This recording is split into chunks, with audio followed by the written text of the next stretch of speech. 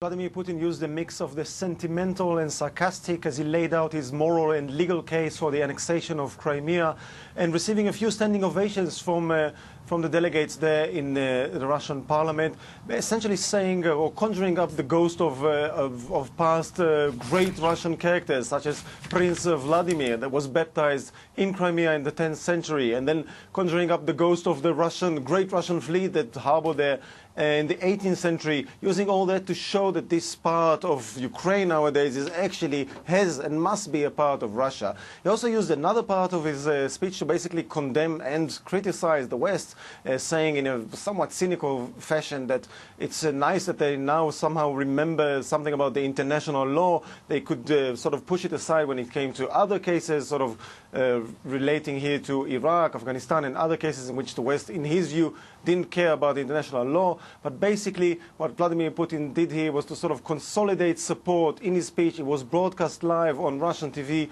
on state Russian TV, prime time Russian TV, for like millions of viewers watching it. And what Vladimir Putin said is, this is the right thing to do. Crimea is not some sack of potatoes, he said, that can be transferred to Ukraine. It is ours, it is Russian, and should stay that way.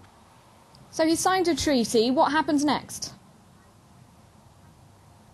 Well, essentially, the Russian Constitutional Court has to ratify this amendment to the law that should be voted also by two houses of parliament here in Moscow. But this has to be said, this is a mere formality. It might take more than a few days, perhaps. But again, this is not a process that will be stopped by anything. After this speech by Vladimir Putin, we can say pretty much for certain that the Russian constitution will be changed, and Crimea, at least according to the Russians, is going to be legally part of their country.